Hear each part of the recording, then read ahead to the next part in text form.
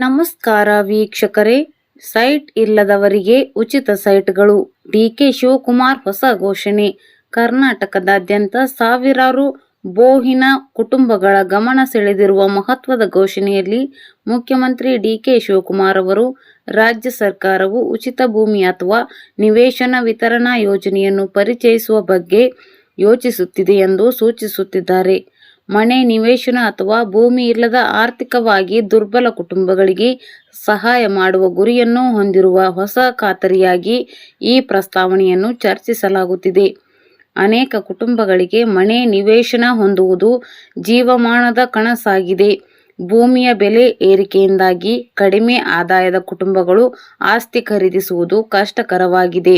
ಪ್ರಸ್ತಾವಿತ ಯೋಜನೆ ಜಾರಿಗೆ ಬಂದರೆ ಸ್ವಂತ ಮನೆ ಕಟ್ಟಲು ಸ್ಥಳ ಪಡೆಯಲು ಹೆಣಗಾಡುತ್ತಿರುವ ಕುಟುಂಬಗಳಿಗೆ ಅಗತ್ಯವಾದ ಬೆಂಬಲವನ್ನು ಒದಗಿಸಬಹುದು. ಪ್ರಸ್ತಾವಿತ ಯೋಜನೆಯೇನು? ಡಿಕೆ ಶಿವಕುಮಾರ್ ಅವರ ಪ್ರಕಾರ ಕರ್ನಾಟಕ ಸರ್ಕಾರವು ಅರ್ಹ ಫಲಾನುಭವಿಗಳಿಗೆ ಉಚಿತ ಭೂಮಿ ಅಥವಾ ನಿವೇಶನಗಳನ್ನು ಒದಗಿಸುವ ಸಾಧ್ಯತೆಯನ್ನು ಅನ್ವೇಷಿಸುತ್ತಿದೆ. ಆರ್ಥಿಕ ತೊಂದರೆಗಳನ್ನು ಎದುರಿಸುತ್ತಿರುವ ಕುಟುಂಬಗಳನ್ನು ಬೆಂಬಲಿಸುವುದು ಮತ್ತು ವಸತಿ ಭದ್ರತೆಯನ್ನು ಸಾಧಿಸಲು ಸಹಾಯ ಮಾಡುವುದು ಇದರ ಉದ್ದೇಶವಾಗಿದೆ. ಆದಾಗ್ಯೂ, ಅರ್ಹತೆ, ನಿವೇಶನದ ಗಾತ್ರ, ಮೀಸಲಾತಿ ವರ್ಗಗಳು ಅಥವಾ ನಿಖರವಾದ ಬಿಡುಗಡೆ ದಿನಾಂಕದ ಕುರಿತು ಸರ್ಕಾರ ಇನ್ನೂ ಅಧಿಕೃತ ಮಾರ್ಗಸೂಚಿಗಳನ್ನು ಬಿಡುಗಡೆ ಮಾಡಿಲ್ಲ. ಯಾರಿಗೆ ಲಾಭವಾಗಬಹುದು?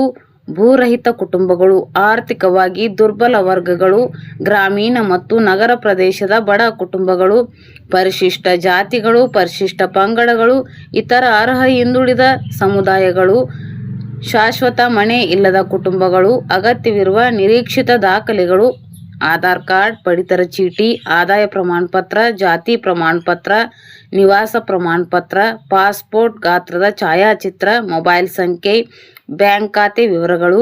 ಉಚಿತ ಸೈಟ್ ಯೋಜನೆಗೆ ಅರ್ಜಿ ಸಲ್ಲಿಸುವುದು ಹೇಗೆ? ಹಂತ 1. ಅಧಿಕೃತ ಅಧಿಸೂಚನೆಯನ್ನು ಪರಿಶೀಲಿಸಿ ಕರ್ನಾಟಕ ವಸತಿ ಇಲಾಖೆಯ ವೆಬ್ಸೈಟ್ಗೆ ಭೇಟಿ ನೀಡಿ. ಧನ್ಯವಾದಗಳು.